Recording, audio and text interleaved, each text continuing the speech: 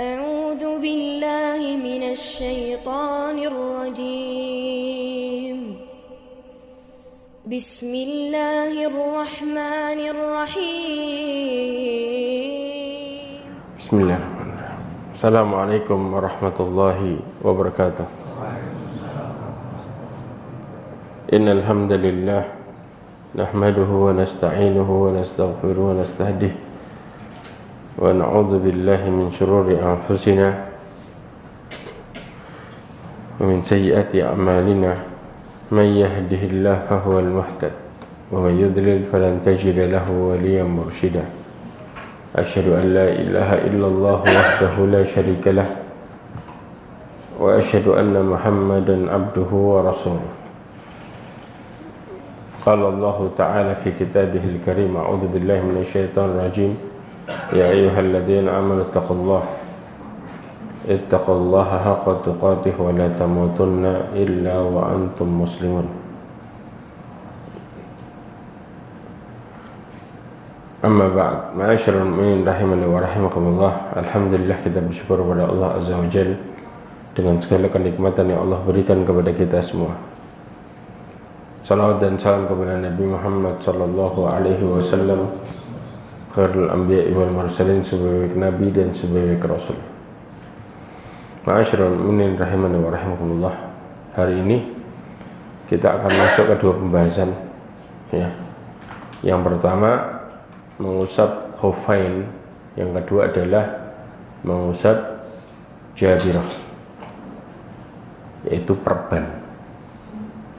Hukumnya gimana? Dua hal ini nggak sama-sama ngusapnya, tapi kondisinya berbeda ya. Kemudian yang berikutnya, kalau ada kesempatan waktu, kita membahas tentang masalah mandi junub.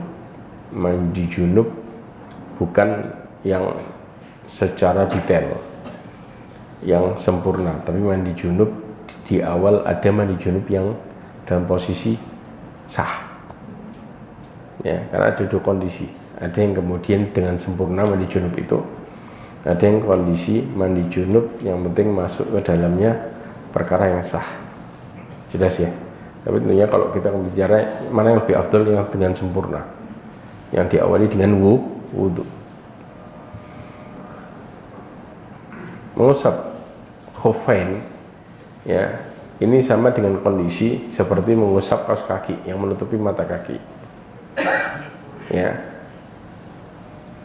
masih termasuk dalam masalah berwudu. Kenapa? Hanya saja di posisi bagian kaki nggak dicuci, tapi cukup apa? Diusap saja, dengan syarat dia pakai apa? Kaos kaki atau sepatu. Sepatunya nggak dicopot, contoh nih, Ustaz sholat nggak copot sepatu, bisa. Namun sholat di pinggir jalan ya, tentara-tentara yang sholat itu sepatunya nggak dicopot boleh, karena Nabi SAW pernah mempraktekkan. Rasulullah SAW sholat dengan memakai sendal. Kita sudah pernah bahas kan, hukum memakai sendal dalam masjid, boleh nggak? Boleh ya. Sepatu boleh selama sepatu itu apa? Suci. Rasulullah SAW pakai sendal selama sendal itu suci ya. Jadi kalau nggak suci, Rasulullah pernah melemparkan sendalnya tengah sholat ke arah kiri. Kenapa? Karena malaikat Jibril memberitahu bahwa di bawah sendalnya ada najis, maka ini dilepaskan ya. Dan ini tidak mempengaruhi tentang sahnya sholat selama sendalnya yang ada najisnya tadi dilepas, maka kemudian tidak semena-mena membatalkan salat, enggak. Ya. Nah, yang pertama ya, caranya kita berniat berwudu. Nah, paham di sini? Karena mengusap bagian kaos kaki atau khuf itu apa? Kaos kaki kulit itu loh. Ya. Itu kaos kaki kulit namanya khuf. Dulu pakai biasanya. Ya, kayak model sendal gitu, atau kayak model sepatu ya. Ini masuk dari bagian wudu, jadi nggak terpisah. Al-mashu al-khuffain nggak terpisah dari bagian wudu, jadi dia jadi satu, cuman beda tata caranya pas di kakinya saja ya. Ini yang dimaksud ya. Dari mulai awal, kemudian cuci tangan, kumur-kumur dan lain sebagainya semuanya normal. Paham ya? Bedanya ketika pas di kakinya, karena kita pakai kondisi kaos kaki atau sepatu, tinggal mengusap bagian atasnya. Paham di sini? Ya. Kemudian yang kedua, berwudu dengan wudu yang sempurna sampai kemana? Sampai kepala. Dengan sempurna, dengan baik, seperti biasanya. Jelas? Tanpa ada perbedaan sama sekali. Yang ketiga, baru pada bagian kaki, maka saat itu kita mulai mengusap.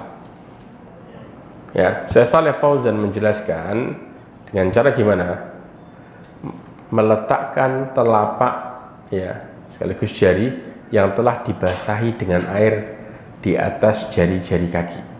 Ya, kemudian tangan kanan diletakkan di atas jari kanan, ya, kemudian tangan kiri diletakkan di atas jari kiri. Jadi kalau kaki kanan pakai tangan, paham ya? Di sini ya, sejalan semuanya.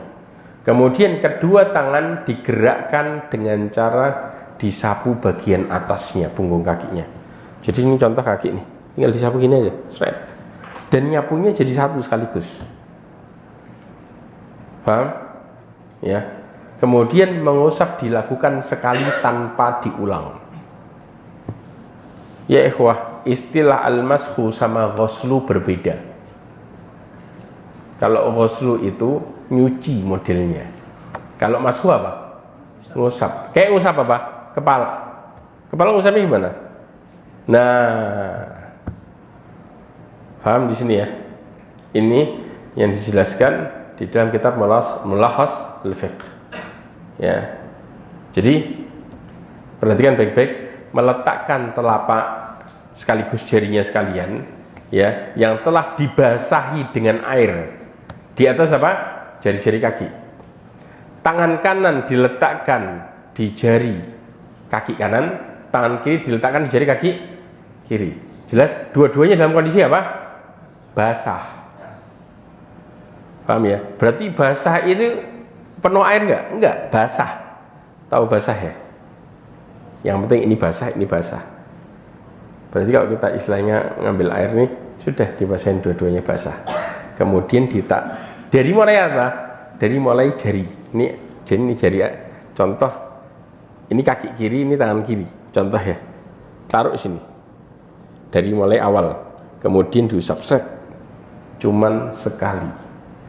Dan ngusapnya gerakin bareng-bareng. Nggak perlu tangan kanan, kaki kanan, kemudian kaki kiri. Jelas? Paham di sini? Ini sistemnya. Ya, tanpa diulang sama sekali. Hanya sekali. Ya. Tapi ada syarat nanti. Kita akan bicara syarat-syaratnya.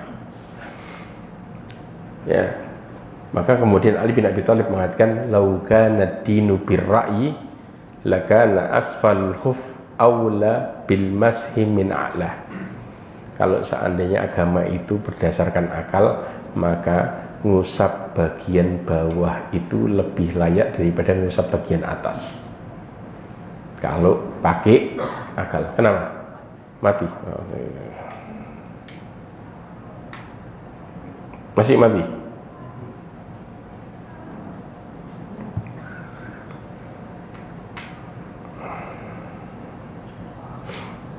Ya. Ya. Maka dikatakan waqad ra'aitu Rasulullah sallallahu alaihi wasallam yamsahu ala dhakhiri khuffaihi.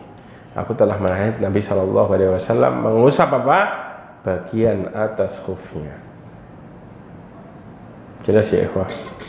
Tapi kalau secara garis besar, kalau kita pakai sepatu, ya, dan sepatu kita nyentuh tanah istilahnya, yang kotor yang mana sebenarnya? Yang atas atau yang bawah? Yang atas yang kotor. Kenapa yang atas? Ya ikhwah, tanah itu mensucikan bukan? Mensucikan bukan? Mensucikan. Antum jangan salah, tanah itu mensucikan. Bahkan kita ini suka salah kaprah dalam masalah hukum mensucikan. Apa buktinya? Saya mau tanya, bagaimana kondisinya kalau di masjidnya dari tanah, paham ya? Dasarnya tanah nih, kemudian dikencingi sama anjing, kira-kira gimana? Antum mau keduk tuh tanahnya, dibuang keluar, itu gimana? Yakin disiram air? Masya Allah. Zen. Saya jelasin. Hadis riwayat Imam Bukhari nomor 174, Imam Abu Dawud nomor 382. Dari Abdullah bin Umar radhiyallahu anhu, ya, dikatakan, ya, apa kata Abdullah bin Umar? Karena al-kilab, ya, kanat al-kilab tabulu wa tuqbilu wa tudbiru fil masjidi fi zamanin Nabi sallallahu alaihi wasallam, fi zaman Rasulullah sallallahu falam yakunu yarshuna syai'an min dalik. Hadisnya Bukhari 174, Abu Dawud 382. Dulu anjing-anjing sering kencing dan keluar masuk masjid pada zaman Rasulullah SAW. Namun Rasulullah SAW dan para sahabatnya tidak guyur kencing anjing tersebut. Muncul pertanyaan kan, kenapa? Persis, kalau sudah nyerap ke bawah kemudian nggak ada bekas najisnya, selesai. Lah kalau disiram terus lah, kebiuri terus. Betul apa enggak? Ya, ini yang benar. Artinya najis itu ketika sudah nggak ada bekasnya, walaupun di situ ada najis awalnya, maka jadi suci. Bahkan di dalam kitab Aunil Ma'bud wa hadzal hadis fi dalil ala anna al-ard idza asabat najasah fajaffat bisyams awil hawa fadhahaba atharuha tadharu id adamur rash yadullu ala jaffil ardi wa taharatiha.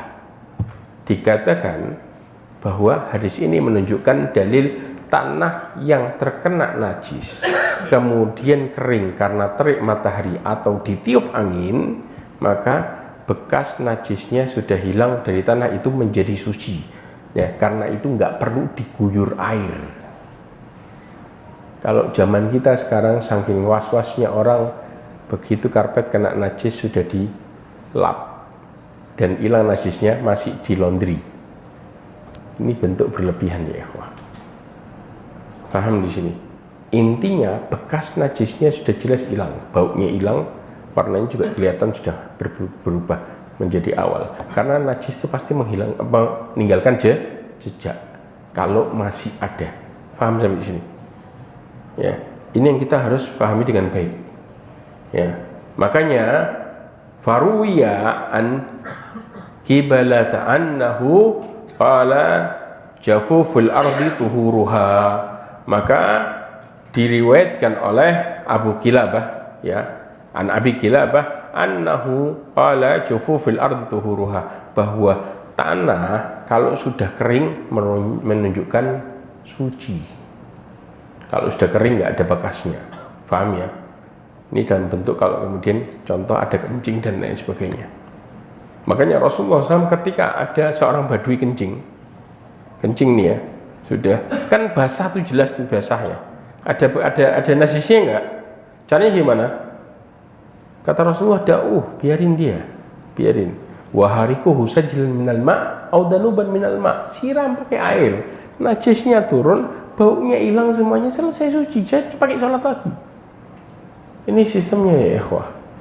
Karena kadang-kadang rasa was-was itu yang membahayakan. Ya, bahkan Syekh Muhammad Ibn Shalih Al-Utsaimin mengatakan dalam Majmu' Fatawa Rasail Ibn Utsaimin dan bab Izalatun Najis, mengatakan idza zalat ainun najasah bi ayyil mazil kan fa innal makana yadhhar li'anna an-najasa ainun khabithah, ya, fa in zalatiz zal dzalika wasafa wa ada syai'an ila taharatihi li'anna al-hukm yaduru ma'a illatihi wujudan wa adaman. Wujudan wa adaman. Dikatakan apabila ya barang najis itu yang nempel di benda suci telah hilang dengan cara apapun. Paham ya? Bi ayyi muzil, dengan cara apapun ya, maka benda itu kembali menjadi suci lagi dengan cara apapun. Mau kadang-kadang kering sendiri dan lain sebagainya sehingga najisnya sudah nggak terlihat lagi, maka dihukumi sebagai apa? Suci. Paham di sini? Ya. Kemudian dikatakan lagi karena barang najis itu barang yang kotor, sehingga kalau kotoran itu sudah hilang, maka sifat kotor tadi menjadi apa? Menjadi hilang.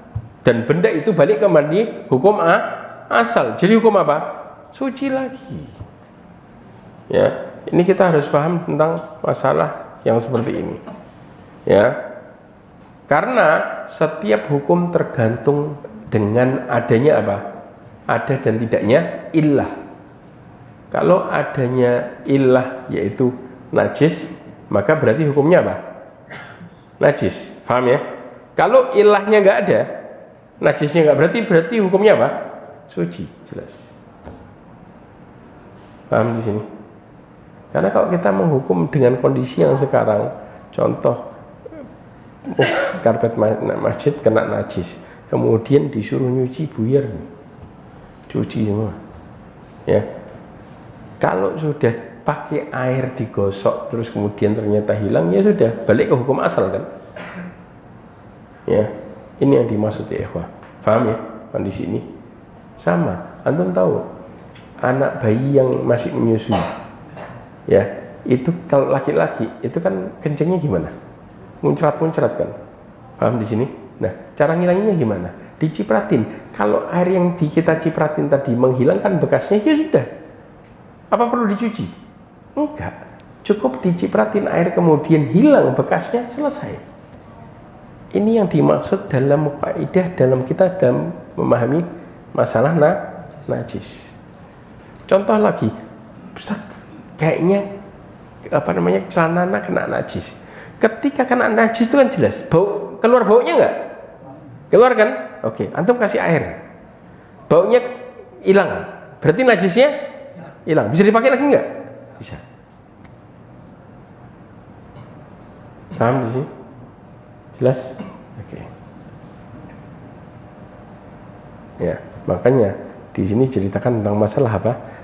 Anjing masuk kencing. Ya. Ketika kemudian tanah itu menjadi kering dan hilang najisnya tadi, sudah nggak ada baunya, sudah hilang. Karena najis pasti meninggalkan jejak. Subhanallah, Allah buat najis itu meninggalkan jejak. Jadi kalau jejaknya hilang, hilang najisnya. Wallahu a'lam bishawab. Ya, ini yang kemudian dan dalil yang ada kemudian para ulama memahami dengan cara yang seperti ini. Kemudian mengusap perban. Nanti saya jelasin masalah perbedaan antara mengusap perban sama mengusap kaos kaki. Ya, mengusap perban atau jabirah, ya, ini biasanya dipakai buat apa? Balut luka dari mulai tulang patah dan lain sebagainya. Paham di sini? Kalau perban tadi, antum kira-kira ada luka di dalam, dikasih perban, kemudian antum cuci itu perban, lukanya tambah parah enggak? Tambah parah. Karena luka di sini juga ada dua jenis. Ada luka yang bisa diusap, ya. Ada luka yang nggak bisa diusap. Perbannya, paham ya? Kalau luka yang nggak bisa diusap, ketika perban itu kena air sampai nembus sedikit ke luka, lukanya tambah parah, gimana kira-kira? Gimana kira-kira? Hah? Infeksi kan? Terus caranya antum membersihnya gimana? Cara wudhunya? Hah? Kalau antum usap kena air, itu perban buat lukanya tambah parah. Diusap tanpa air. Tayamum Jangan antum wudu pakai air. Nah, pahami baik-baik, pelan-pelan. Ada khilaf juga di antara para ulama. Ya, kita bahas masalah ini pelan-pelan, insyaallah. Yang pertama, ya, berkaitan dengan para ulama fikih mengatakan sesuatu yang diletakkan pada anggota tubuh, ya, yang anggota tubuh dipakai untuk berwudu, bersuci, kemudian ada sesuatu kebutuhan tertentu, maka yang disebut adalah perban ini, maka mengusap semacam ini menggantikan kewajiban membasuh. Contoh pas kena tangan atau posisi kaki di bawah mata kaki, itu kan tempat wudu ya, harus kita mencuci, membasuh istilahnya ya. Contoh perban di wajah diapain? Dibasuh kan. Nah, hal-hal yang membasuh ini tadi, maka ada perban, dan posisi perban inilah yang kemudian dia diusap, digantikan dalam bentuk yang awalnya dicuci. Jelas? Faham masalah ini? Dan ini disebutkan di dalam Buhus wal Fatwa fi Masail Khuffain, ya. Jadi menggantikan dicuci dengan cara diusap. Ini hukumnya asalnya. Faham sampai sini ya? Oke. Dalilnya adalah dari Jabir bin Abdullah radhiyallahu anhu. Waktu itu ada seorang sahabat dalam posisi safar. Kharajna fi safar fa asaba rajulan minna hajarun fashajjahu fi ra'sihi. Ya, kami keluar safar, kemudian salah seorang di antara kita ini kena apa? Batu. Sampai akhirnya membuat luka. Pas di mana? Di kepala.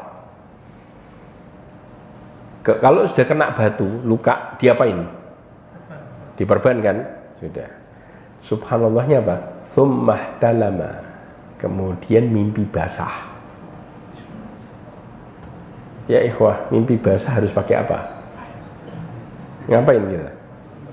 Mandi. Gak cukup wudu, mandi. Ya. Kemudian fasa'ala ashabuhu faqala, maka dia bertanya kepada sahabat-sahabatnya, teman-teman yang di safar tadi, hal tajiduna li rukhsatan fit tayammum, apakah ada ya buatku keringanan buat tayamum? Kenapa? Karena ada luka di kepala nih ceritanya, ya kan. Sedangkan kalau orang mimpi basah harus mandi. Subhanallah, kata mereka apa? Mana jidulaka rukhsatan wa anta taqdiru 'alal ma'. Kami tidak mendapati bagimu keringanan sedangkan engkau mampu untuk memakai air. Ya, berarti konsekuensinya harus mandi. Orang kena luka di kepalanya suruh mandi. Kebayang? Akhirnya meninggal. Fakta salah famata. Mandi meninggal dia. Bayangin kena luka kepala lagi. Begitu tek nyerang kepala, berangkat. Akhirnya apa? Falamma qadima 'ala Nabi sallallahu alaihi wasallam ukhbira bidzalik. Ketika sampai kepada Nabi sallallahu alaihi wasallam diceritakan tentang kejadian itu. Apa yang terjadi?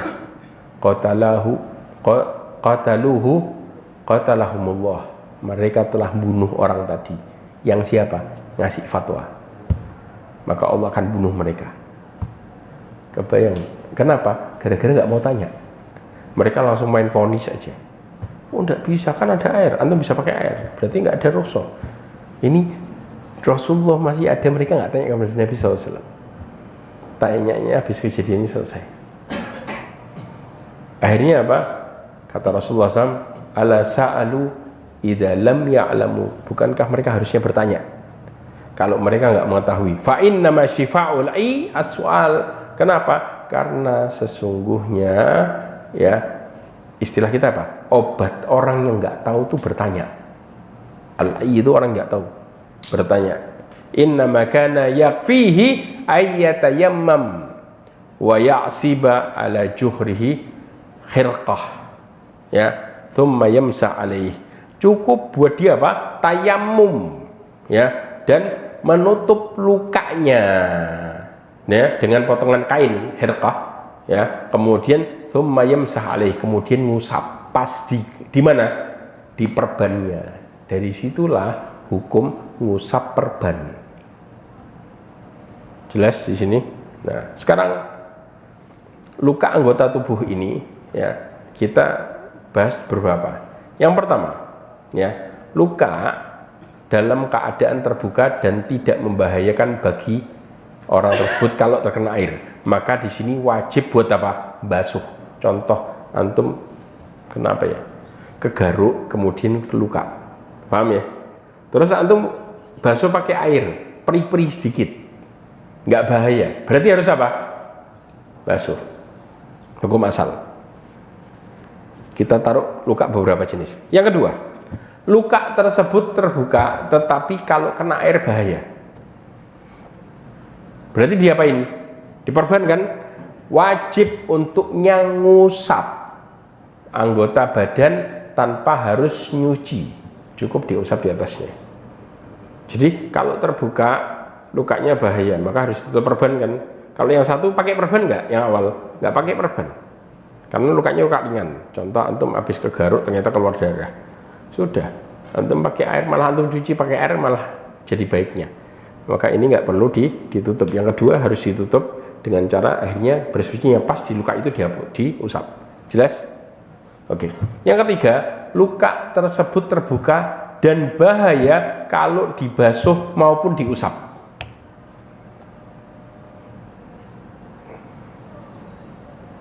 Ayo, hukumnya gimana?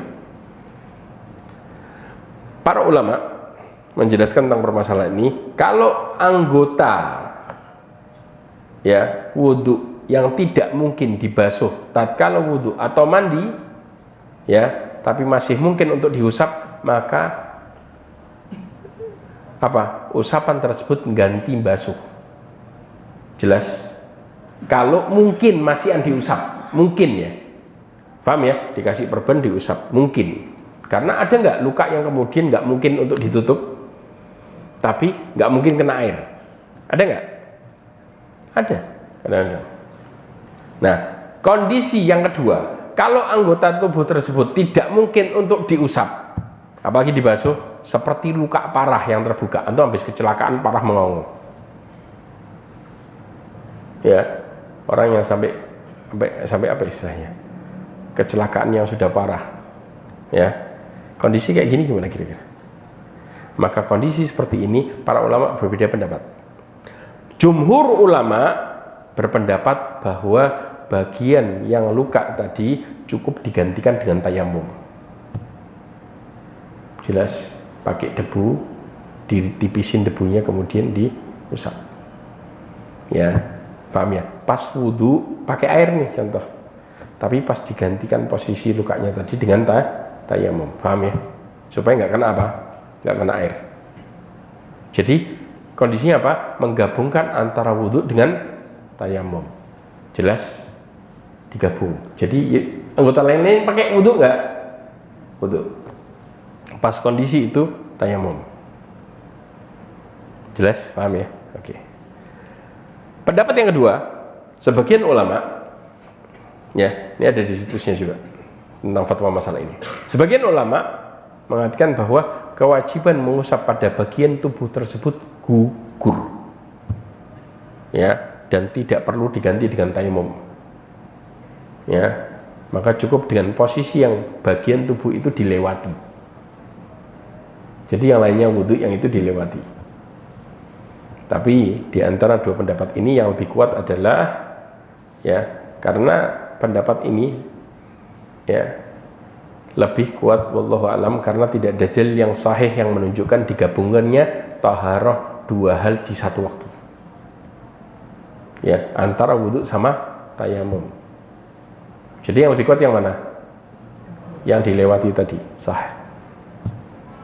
Jelas, antum bisa dapetin ya, tapi ini bahasa Arab posisinya di situs ini yang saya garis bawahi tadi. Jelas? Paham ya? Oke. Kemudian yang keempat, luka tersebut tertutup oleh perban atau semacamnya. Dalam keadaan ini maka cukup diusap oleh penutup luka di atas penutup lukanya. Jelas ya? Jadi empat, yang pertama tadi terbuka dan kalau kena air nggak masalah. normal seperti biasa. Yang kedua, terbuka, kalau kena air bermasalah maka cukup diusap di lukanya aja, paham ya? Terbuka, kalau kena basah bermasalah, mau nggak mau harus terbuka, nggak bisa pakai perban. Berarti caranya gimana? Dilewati kalau tidak memungkinkan, jelas. Kemudian yang keempat, kalau pakai perban maka di atasnya perban diusap, jelas. Wallahu a'lam bishawab. Kemudian cara ngusap perbannya, masih ada waktu? Masih ya?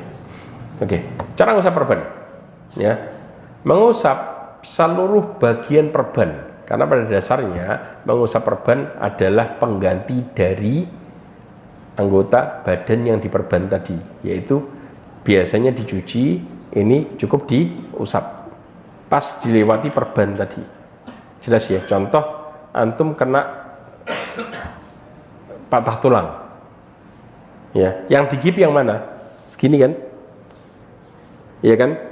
Berarti pas yang di sini diapain? Diusap, jelas. Sebagai ganti apa? Dicuci, karena nggak mungkin kan, ini masa lu cuci ya. Oke. Kemudian mengusap perban ganti dari membasuh, sebagaimana ketika kita membasuh kita wajib menyiram air ke seluruh bagian anggota wudhu, maka ngusap perban juga sama, wajib ngusap seluruh bagian perban, yang dimana syaratnya perban tadi posisinya adalah di posisi anggota tubuh yang dicuci. Anggota tubuh yang dicuci mana aja? Wudhu, tangan, wajah, sama kaki, sah. Jadi pas antum kena luka di 3 bagian ini, tapi kalau kepala gimana? Kepala memang asalnya usap ya, kepala asalnya memang ngusap, ini di luar itu. Tapi kalau di bagian yang khusus dicuci maka kondisinya berbeda, dia akhirnya tetap harus diusap. Tapi kalau contoh nih, perban antum pas posisi di perut, gimana? Ya nggak ada hubungan apa-apa, karena itu bukan bagian dari anggota tubuh yang diwudui, jelas ya. Jadi nggak perlu disentuh apa-apa sudah ya. Contoh masalah ini, paham ya? Tapi kalau contoh nih antum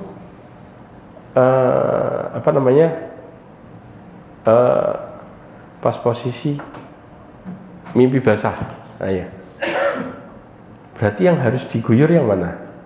Semua kena air, betul nggak? Maka di posisi yang tadi nggak perlu antum guyur, cukup diapain? Diusap ya, jelas ya. Jadi kondisinya beda, sistem bersuci beda aturan. Kalau seandainya antum hanya berwudu saja dan anggota badan tadi berkaitan dengan yang diwudui, yang dicuci, maka cukup diusap. Tapi kalau seandainya yang bukan dicuci, maka nggak perlu diapa-apain, jelas. Tapi kalau anggota tubuh tadi pas posisi antum mandi, maka harus dicuci semua kan, mandi besar. Maka dalam kondisi yang seperti ini cukup yang bagian itu diusap ya. Kemudian ngusap khuf keadaannya berbeda ya. Karena apa? Karena khuf ini merupakan keringanan syariat, jelas. Dan tata caranya tata cara khusus yang dijelaskan di dalam sunnah, dan boleh diusap sebagian saja. Khuf itu enggak semua, sebagian selesai sah. Apakah kemudian atas sepatu semua antum usap, pinggir-pinggirnya sini pokoknya bagian atas? Enggak, atas cuman sedikit gini aja selesai. Artinya ngusap sebagian sudah sah, jelas ya.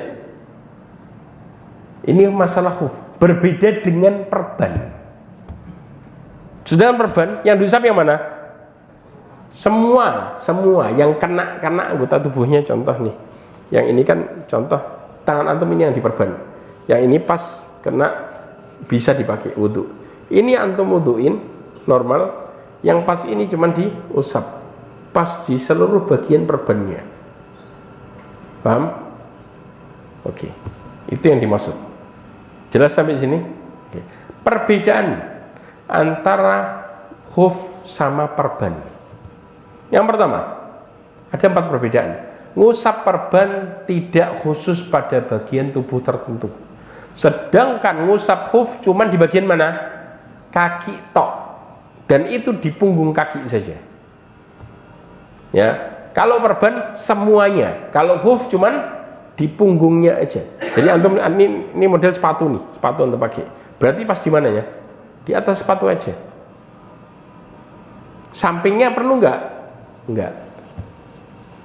Kalau perbannya, antum di total di perban, sampingnya harus diusap nggak? Persis. Jelas perbedaannya? 1. 2. Ngusap perban boleh dilakukan ketika hadas besar ataupun hadas kecil.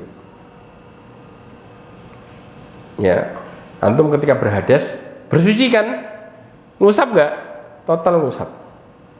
Tapi pakai khuf hanya boleh dilakukan untuk hadas kecil, seperti ketiduran, ya, kemudian buang air besar, ya, terus kemudian atau buang air kecil, hadas kecil. Hadas, posisi hadas besar tidak bisa diusap. Hadas besar itu apa?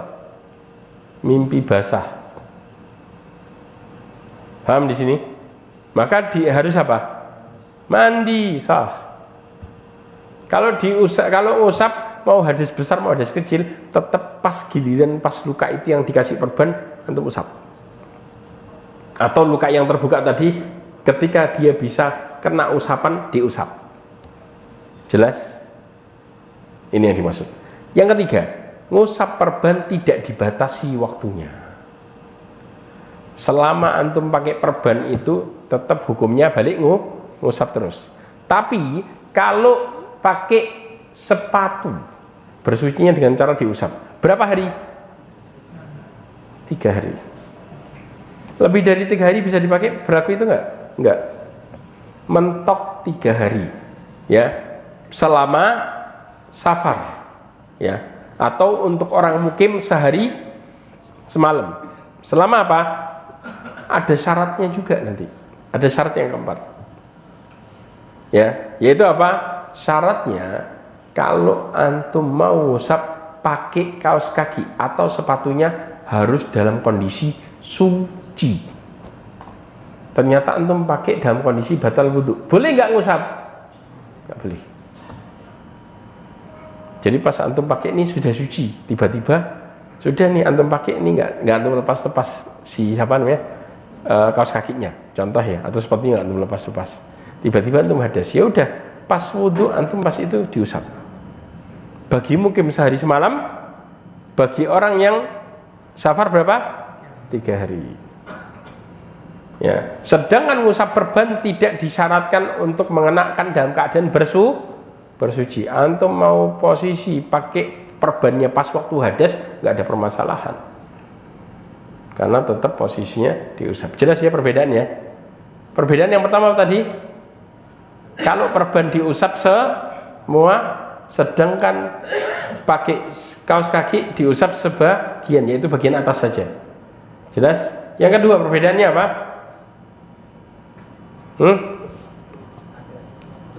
Ngusap perban boleh pas waktu hadas besar atau hadas kecil. Sedangkan sepatu hanya boleh hadas kecil. Hadas besar seperti mimpi basah, maka dia harus mandi.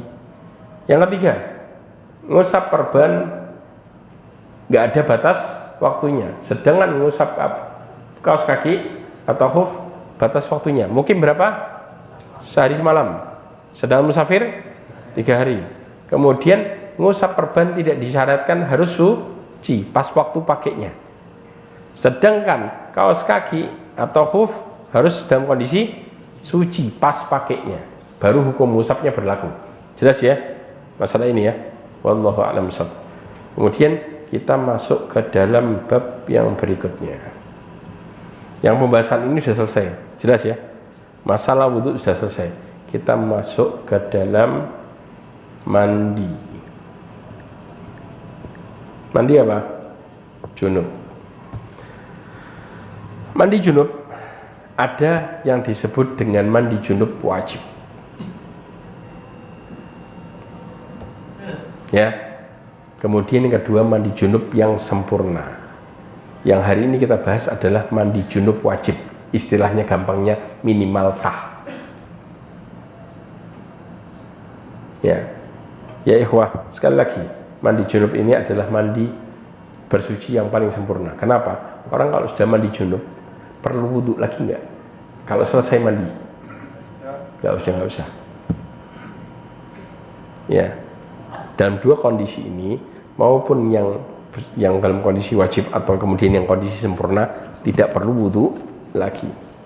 Paham ya? Nah, sekarang dalam perkara mandi junub yang minimal sah, karena nanti ada yang kemudian mandi junub yang posisinya sempurna, dimulai dengan wudhu dan lain-lain. Jelas ya?